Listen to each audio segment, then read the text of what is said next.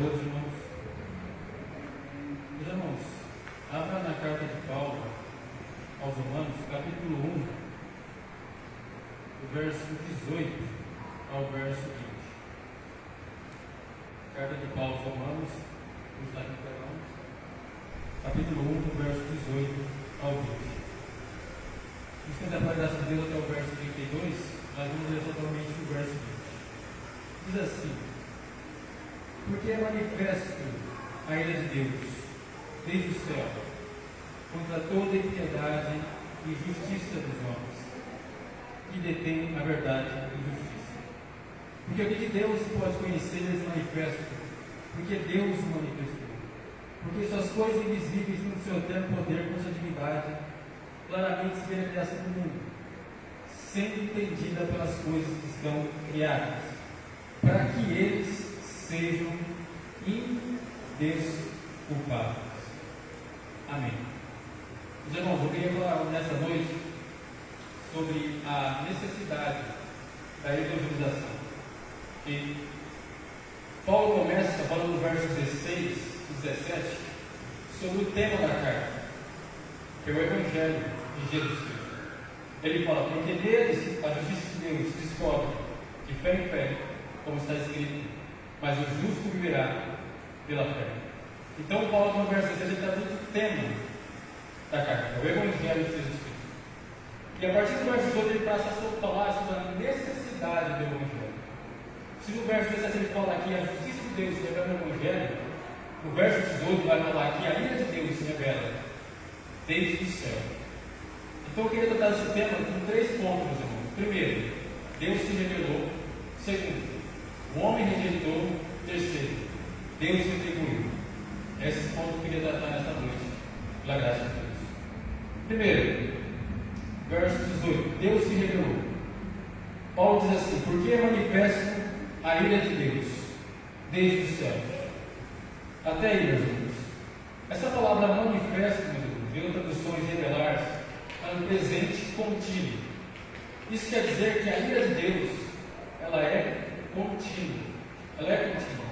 Porque o pecado do homem afronta a sua santidade, a sua majestade, continuamente. Continuamente. Então, Paulo está aqui tratando da sua ira. Ok? Mas não é o foco que eu quero focar nessa noite. Eu quero falar sobre a revelação de Deus. Paulo continua. Desde os céus. Desde os céus.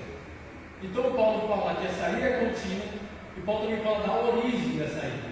Essa ira, ela vem do trono. Ela vem do céu. Porque todo pecado é contra Deus.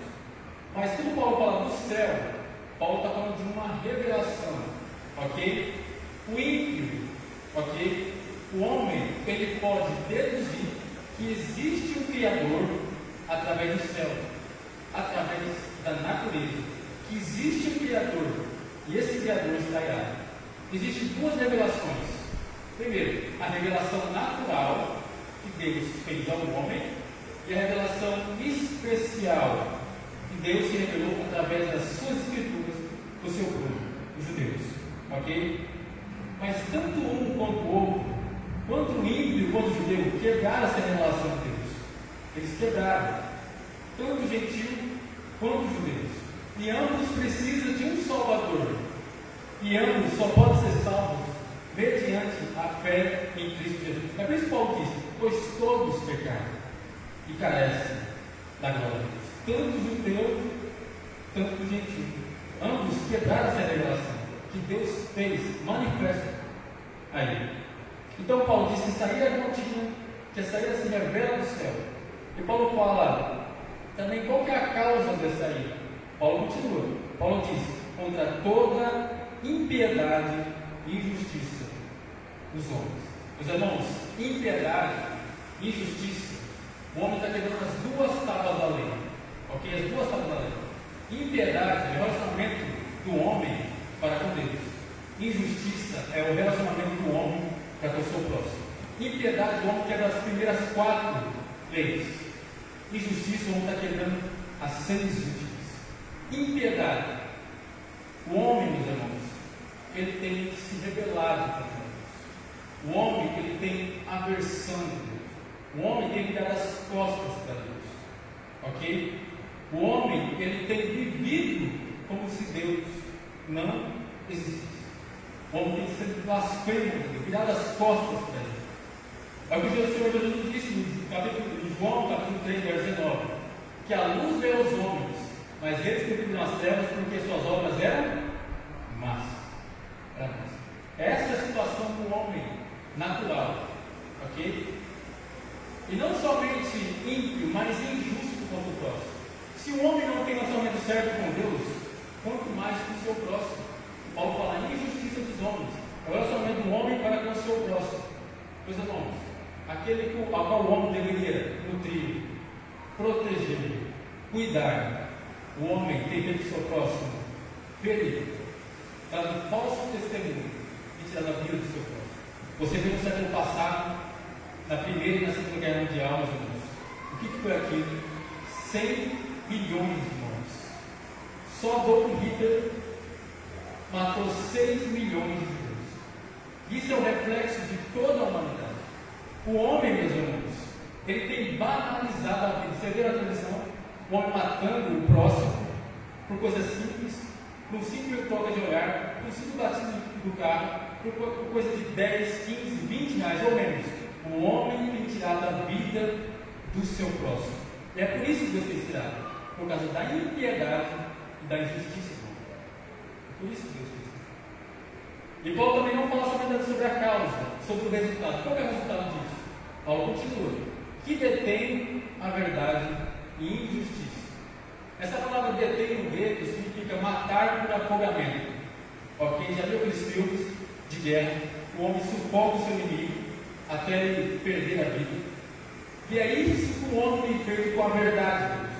O homem tem sufocado a verdade de Deus, asfixiado, colocado abaixo e não deixando que ela se erga. É isso que o homem natural tem feito com a verdade de Deus. É isso que o homem tem suplantado, suprimido, asfixiado. É isso que o homem tem feito com a verdade de Deus. E alguém pode perguntar, mas que verdade que é essa? Que Paulo tem falado que o homem tem sufocado, transformar a verdade de Deus em mentira. O apóstolo Paulo continua no verso 19, ele diz assim: porque o que de Deus se pode conhecer, neles é manifesto, porque Deus lhe manifestou.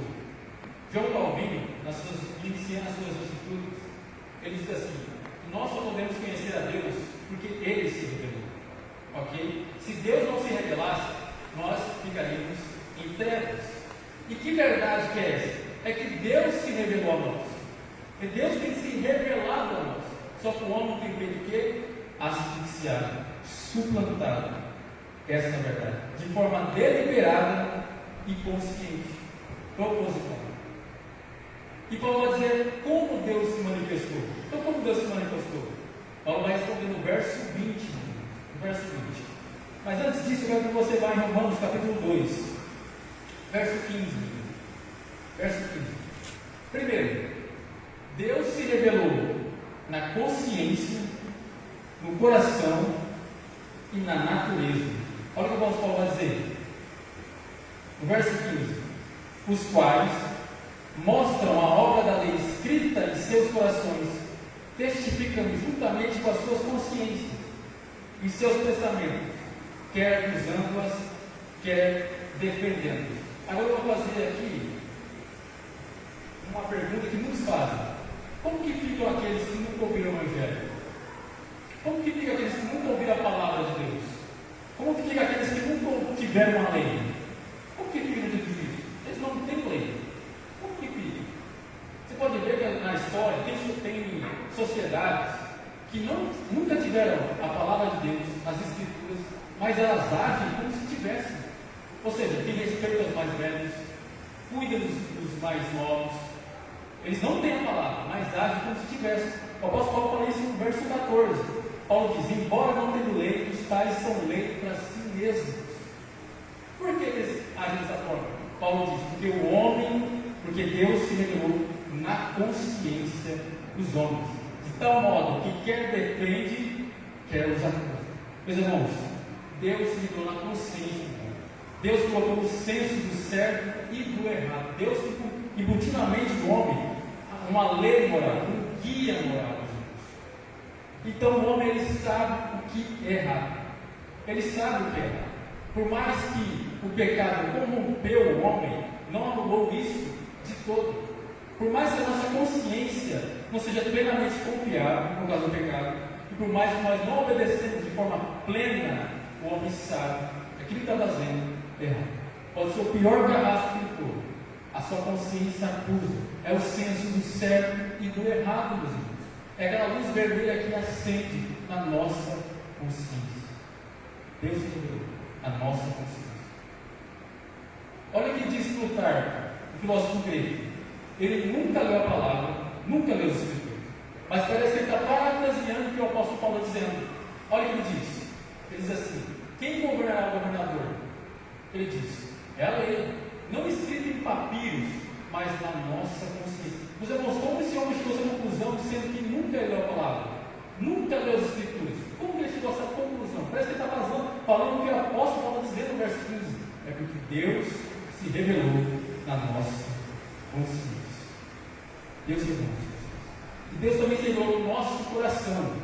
Ok? Eclesiastes 3, verso 11 diz que Deus colocou a eternidade no nosso coração. De modo que nada que você possa fazer vai preencher esse vazio. O hedonismo, com prazeres, com dinheiro. Meus irmãos, a taxa de homicídio ela é mais frequente, sabe onde? Nas pessoas mais ricas, as pessoas mais milionárias.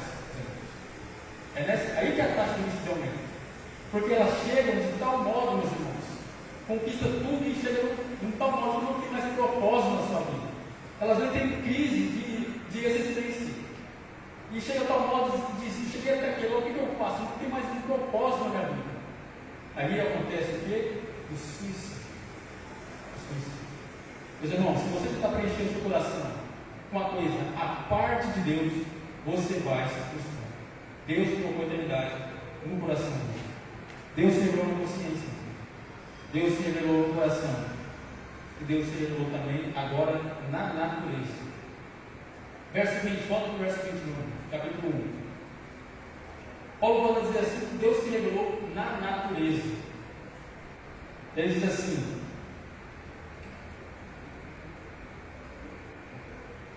ele vai dizer assim: porque as suas coisas invisíveis, todo o seu eterno poder com sua divindade, claramente se manifestam no mundo, sendo entendidas pelas coisas que são criadas.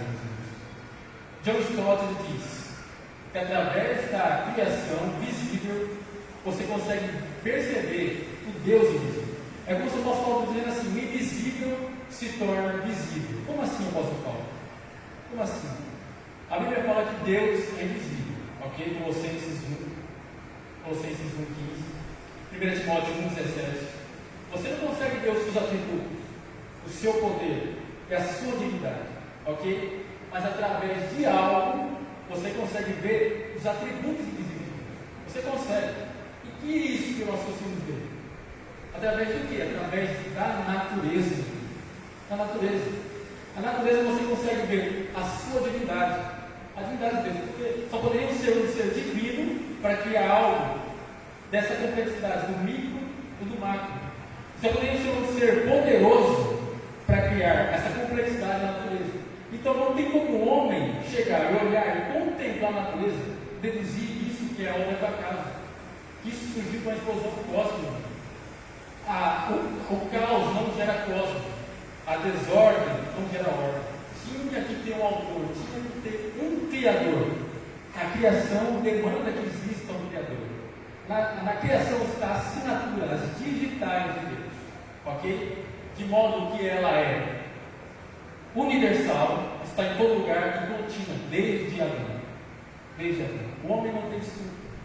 Olha o que o apóstolo Paulo diz, olha o que o salmista diz no capítulo 19, no verso 1 ao 3. Salmos 19, no verso 1 ao 3. O salmista vai dizer assim: os céus proclamam a sua glória, e o firmamento anuncia as obras da sua mão. Um dia na contemplação do dia, e a sabedoria para a outra noite. Sem linguagem, sem fala, ouve a sua voz. Então há uma voz, meus irmãos. Há uma voz eloquente, irrefutável, com toda a criação, que existe em Deus. E essa voz é a voz da criação. Da criação. A questão não é ignorância. A questão é como suporta a verdade. Ele sabe. Paulo está falando não uma possibilidade. Ok? Mas eles sabem, eles conhecem a Deus. Ok? Eles têm conhecimento. Então Paulo chega nessa conclusão inevitável aqui. A última parte do verso 20. Paulo diz: para que eles sejam indesculpáveis de Deus. Indesculpáveis. Paulo dizendo assim, ó, não tem desculpa. Não tem desculpa. Não vai ter apologia no grego. Não tem como fazer defesa diante do dia do juízo, que não conhecia a Deus. Deus se manifestou ao homem. Aí está o problema. Essa revelação natural, ela não salva. Ela só responsabiliza o homem. Só responsabiliza. Então precisa ser anunciado outra revelação. Como o apóstolo Paulo diz, na plenitude dos tempos, que é o Evangelho de Jesus. É o Evangelho. Está vendo a necessidade de ter o Evangelho? Paulo fala que não há desculpa. Os homens são indesculpáveis. Aqui está a necessidade de anunciar, propagar o Evangelho de Jesus Cristo. O Evangelho de Jesus. E aqui, meus irmãos, nós entendemos uma coisa também. Ninguém nasce ateu. Ele se torna. Ninguém nasce. O homem tem a bem sua consciência do seu coração, na natureza, que existe Deus. Então o ateísmo, ele está sufocando essa verdade. Sufocando essa verdade no seu coração. Ninguém nasce ateu. Ele se torna. Deus se revelou. Só que o homem, ele asfixiou, suprimiu essa verdade.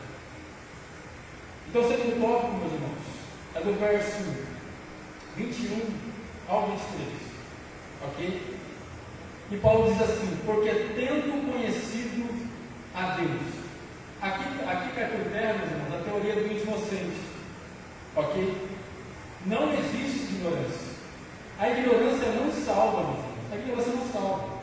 Se fosse assim, o ídolo de Jesus não teria lógica. Porque se a ignorância salvasse, e eu fosse pregar e ele rejeitasse, ele perderia a salvação. Se a ignorância salvasse. Mas a questão não é ignorância. A questão é rebelião. A questão não é o não saber, mas é martelar contra esse saber. O homem sim sabe desse espírito. Paulo está falando a respeito do gentio, ok? Aqueles que nunca ouviram a palavra de Deus, nunca ouviram o Evangelho, mas com ou sem a Bíblia, eles sabem que existe a Deus, que existe. A questão não é ignorância, mas ele rejeita de forma deliberada e consciente. Deus se revelou. Agora o homem está rejeitando. E Paulo diz: porque tendo conhecido a Deus, ele não conhece, não glorificaram como Deus e nem lhe deram graça. Nós glorificamos a Deus porque Ele é, e damos graça por aquilo que faz. Mas o que o homem tem feito? Ou melhor, o que Deus tem feito? Se você, por exemplo, pegar a posição do Sol, se ela fosse mais perto, ou mais distante, ou morreria queimado, ou congelado. Se a gravidade fosse um pouquinho mais forte, ou leve, ou morreria achatado, ou voaria do espaço. Então você vê o equilíbrio da criação em prol do homem. Deus tem dado o sol, a chuva, Deus tem dado as estações, o sol, o cultivo, o pão, a saúde para o homem. O que o homem tem feito com isso? Não glorificaram Deus e nem lhe deram graça. O homem passou de ser grato para ser ingrato. O homem passou agora a desprezar a Deus. Essa situação do homem natural, esse é o retrato que Paulo está pintando. E Paulo diz: antes, ou seja, deixou de fazer aquilo para fazer isso. Paulo continua: antes, se desvaneceram sobre os raciocínios. Ok. Meus irmãos, agora vamos começar uma reação em cadeia aqui. O homem vai começar a descer uma escada. O homem se propôs a verdade, ok? Deus se revelou, o homem se colocou de forma consciente, não é ignorância. Ele não glorificou a Deus, agora ele vai rejeitar Deus do seu raciocínio. Paulo vai dizer: um homem tem raciocínios inúteis. Um homem, quando começa a rejeitar a Deus, ele começa a tirar a Deus da jogada, tirar Deus da questão. Ele começa a tirar Deus do princípio, do foco de todas as coisas, como fonte de todas as coisas. Ele começa a criar agora teorias, filosofias, meus irmãos. Se você perceber, meus irmãos, esses tempos lançou um telescópio chamado James Webb. E ele conseguiu vasculhar as galáxias mais distantes. Ok? E com isso vamos ter uma conclusão: que o Big Bang é uma grande falácia, é uma grande mentira. Vamos chegar nessa conclusão. E os cientistas entraram em choque, mas eles não cederam. O que eles começaram a criar? Outras teorias. Outras teorias, irmãos. Eles não se rendem, eles sufocam a verdade e criam outras teorias, como o apóstolo Paulo diz, teorias de raciocínios finitos. Tira Deus de toda a fonte de princípio, de vida e de criação. O homem tem que criar outras teorias, outros raciocínios, outras filosofias, tirando Deus como autor de princípios das coisas. Raciocínio inútil. Raciocínio. E Paulo continua dizendo no verso 22, ele diz: dizendo-se sábios, tornaram-se loucos. Meus irmãos, quando o homem pensa que está dizendo, quando o homem pensa que é sábio e rejeitar a Deus, Paulo diz que ele é louco. Quando a gente rejeita a Deus como fonte e princípio de vida, nós nos tornamos loucos. Nós não sabemos de onde viemos, nem para onde vai, e qual é o propósito da nossa vida. Quando nós tiramos Deus do raciocínio, nós tornamos loucos. Dele nos movemos instintos e vivemos. Dele vem a respiração, através de Deus. E Paulo continua aqui no verso 23. Ele continua. Ele diz assim: e mudar a glória de Deus incorruptível em semelhança da imagem de um homem corruptível, de aves, de quadrúpedes e de répteis. Meus irmãos, o que começou na mente desceu para o coração, agora está repetindo na religião. Um homem, ele nunca vai ser um vago religioso. O homem é religioso por natureza, meu Deus. Se ele não adora o Deus verdadeiro, ele vai fazer? Adorar o Deus falso. Adorar o Deus falso. Olha o que o apóstolo Paulo diz: e mudar a glória de Deus incorruptível, em cima da imagem do homem corruptível. Os imperadores eram adorados no século I. Os animais eram adorados. Esse não é somente um quadro do século I. Hoje na Índia, há cerca de 330 milhões de deuses. Aqui no Brasil, se você pesquisar com imagens e esculturas, aqui no Brasil arrecada-se por ano 12 bilhões de reais com imagem e escultura. Só na Bahia, onde é o foco, por ano são 3 milhões com imagem e escultura. O homem tem colocado a glória de Deus vivo e verdadeiro como um Deus confeccionado pela sua própria mão e sua própria imaginação. Quando o homem rejeita o Deus verdadeiro, vai adorar um Deus falso. Nem que ele tenha criado a sua própria mão. O homem não seja religioso com a natureza. Adorar o Deus verdadeiro, adorar o Deus falso. É como diz aí em Salmo 106, trocar a glória de Deus por um novilho que come erva. Olha a loucura que o homem tem feito. Já de adorar o Deus verdadeiro para reduzir 2 pernas, 4 patas e finalmente ao rastrejar também. E ainda dizem ser sábios. Esse é o quadro do homem. Ele tem rejeitado a Deus. É o que o apóstolo Paulo está dizendo. Ele tem rejeitado. Deus se revelou do homem de forma consciente, deliberada, não há ignorância. Deus se revelou. E Paulo agora fala no verso 24. A partir daí, Deus vai retribuir agora. Deus se revelou, o homem rejeitou, agora Deus vai retribuir. Ok? Paulo diz assim, ó, no verso 24 e 25, acompanhe comigo, meus irmãos. Paulo diz assim: pelo que também Deus os entregou às imundícias na concupiscência de seus corações, de sorte que desonraram seus corpos entre si, aos quais mudaram a verdade e a mentira, honrando e servindo mais a criatura do que o Criador, ao qual é bendito eternamente. Amém. Meus irmãos, verso 25, Paulo vai dizer assim: os quais mudaram. Até aí. Essa palavra no grego, meus irmãos, no português é travesti.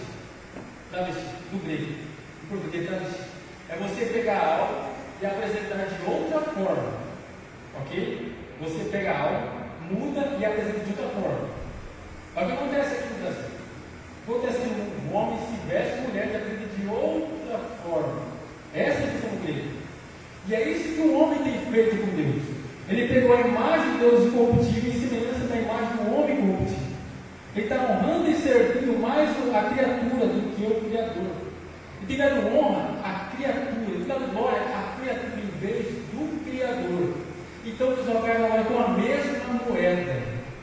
Deus agora dá outro troco. É o que eu posso estar dizendo aqui. É como se Deus estivesse dizendo assim: ó, vocês me desonraram, ok? Atribuindo a honra e a glória à criação. Agora eu vou desonrar os seus corpos. É Deus entregando. Como assim, meus irmãos?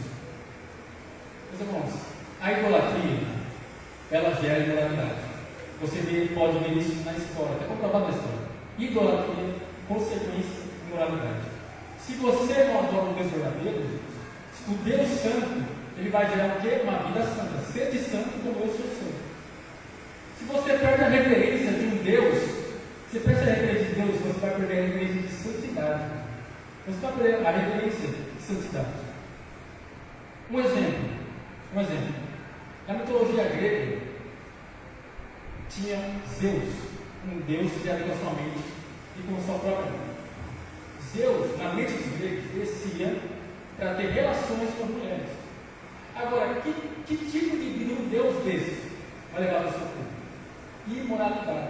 Então, idolatria, invariavelmente, vai levar à corrupção, à imoralidade. Então, Deus está entregando a eles ao próprio erro, a própria consequência.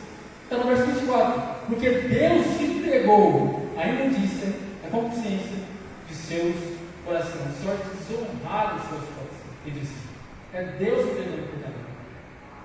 Aí gera imoralidade, corrupção, perversão, homossexualismo e lesbianismo. É o que está no verso 26 ao verso 25. Leia comigo. Paulo diz assim: ó, por isso Deus entregou aos afetos vergonhosos, pois mudaram das mulheres o uso natural, do contrário à natureza.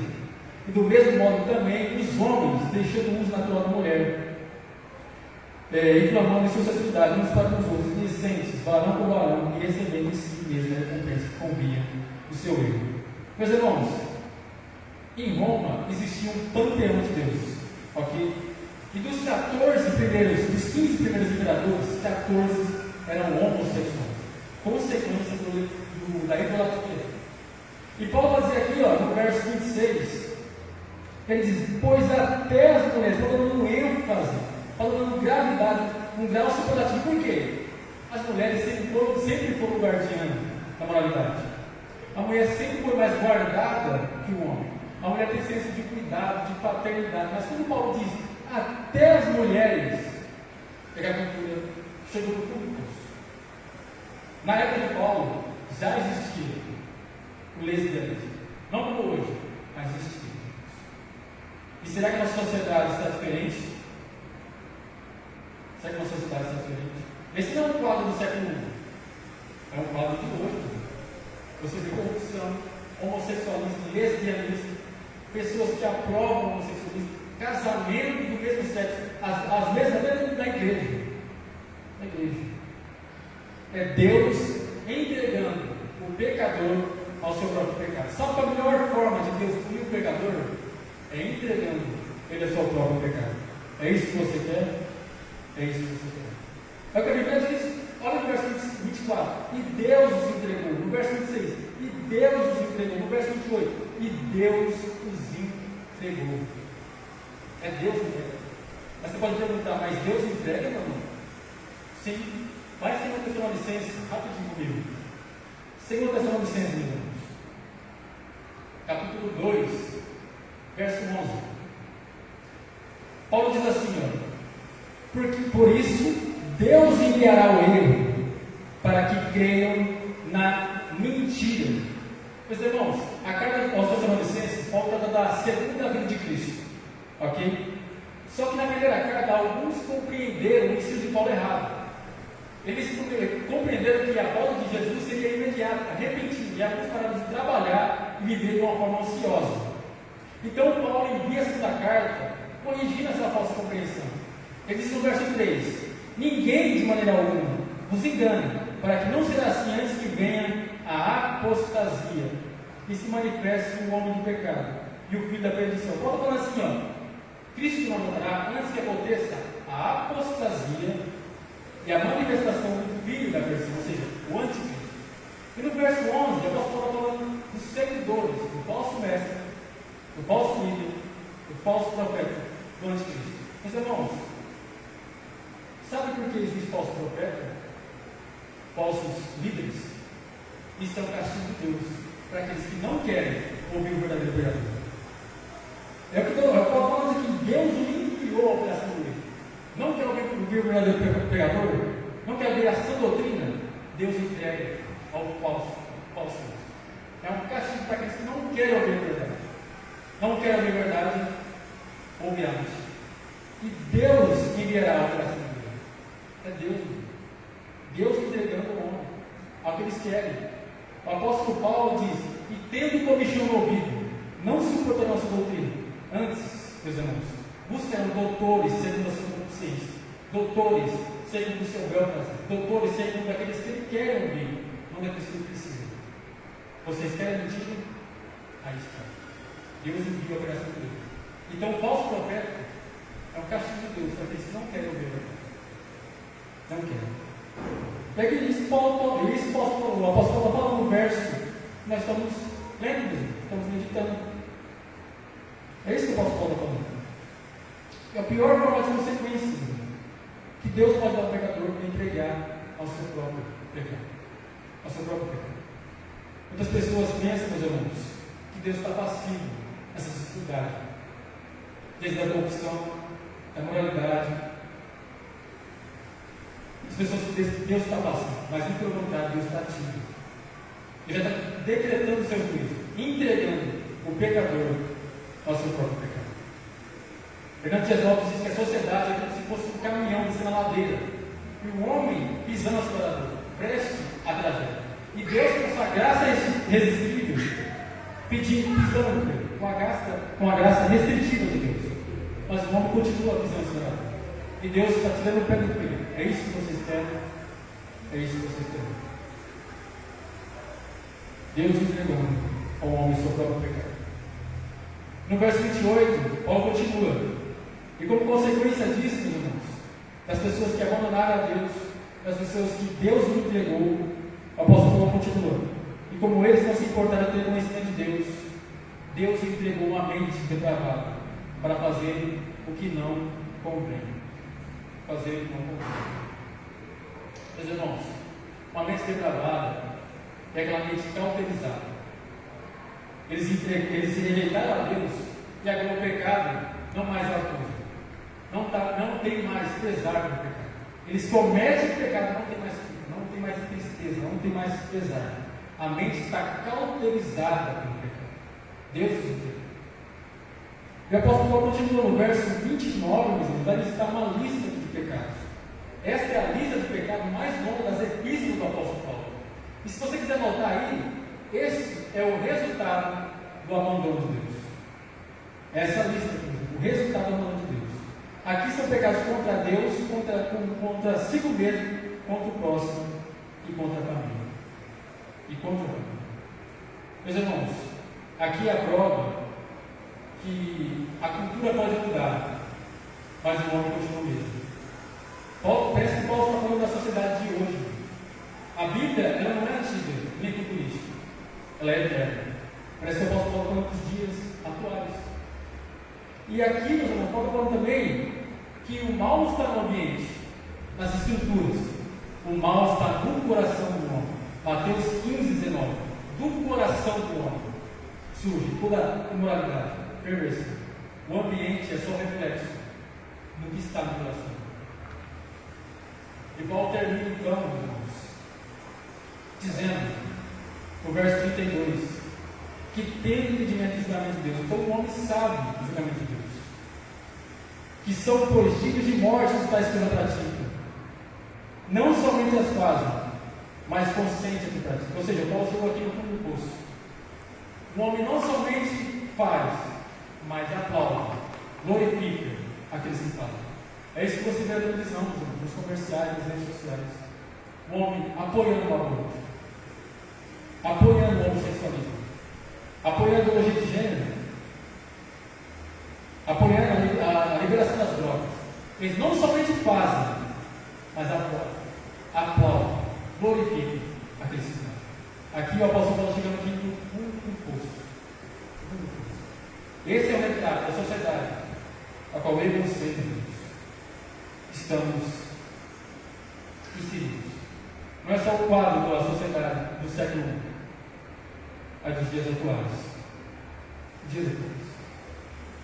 Então eu quero terminar, meus amigos, voltando para o verso 20, quando o apóstolo Paulo diz, para que eles sejam indesculpáveis.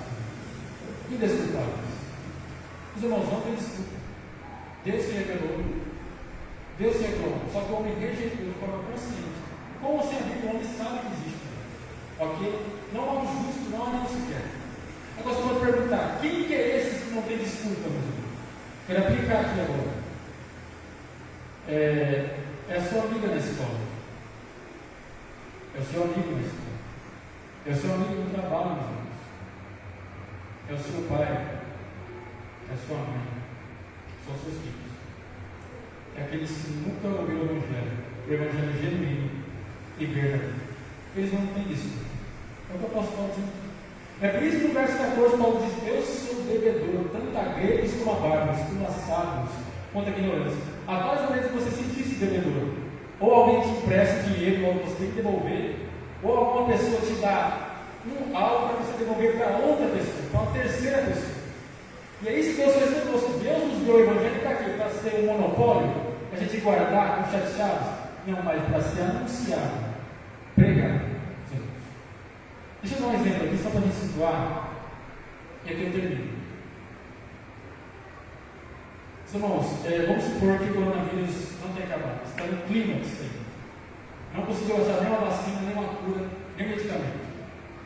Mas uma instituição X achou o remédio, achou a cura, eles acharam a vacina, só que eles não proclamaram, não anunciaram, guardaram as chaves, não anunciaram a cura. E a autoridade investiga essa instituição e acha que eles tinham a cura. O que você acha que vai acontecer? É um crime, é um crime. Eles estavam guardando um bem mundial, global. Eu quero dizer nessa noite, tem algo pior do coronavírus. Pior. Está desde Adão. E veio com ele não somente sozinho, a morte. E não é contagioso. Davi diz, no ventre da minha mãe, foi concebido em pecado. É o pecado. O pecado ele é pior que o coronavírus, o pecado é pior que a enfermidade, o pecado é pior que a doença, o pecado é pior que a fome, o pecado é pior que a morte. Porque essas coisas, para a pessoa redimida, não podem se separar de Deus, como está em Romanos 8. Mas para uma pessoa que não é redimida, morte nos seus pecados redimidos, pode ser separar hoje e eternamente. Eu quero fazer essa pergunta, meus irmãos: quem que tem esse remédio? Quem que tem essa vacina?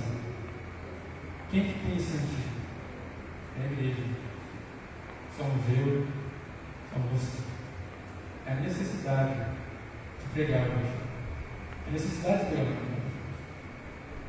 Deus está em Cristo, reconciliando o mundo consigo mesmo. Não nos imputando as nossas transgressões, mas nos colocando no início da reconciliação. Aquele que não conheceu o pecado, se fez pecado por nós, para que nele podemos ser feitos justiça. Deus pode perdoar aqueles que estão entregues aos seus pecados. Deus pode, através do sacrifício do seu filho, pregando-o no madeiro. Pregue essa mensagem. Anuncie as boas novas. Anuncie as boas novas. Charles Spurgeon diz que aquele que nasceu de novo, ele tem um desejo de pregar. Tem desejo que outras pessoas conheçam a verdade, o Evangelho. Mas aqueles que dizem ter salvo, mas não tem desejo nenhum no seu coração, Charles Spurgeon disse: na verdade, eles nunca conversaram. Quando o pastor fala sobre evangelização, o seu coração aquece, o seu coração palpita, você tem desejo que outras pessoas conheçam a graça, você tem que ter.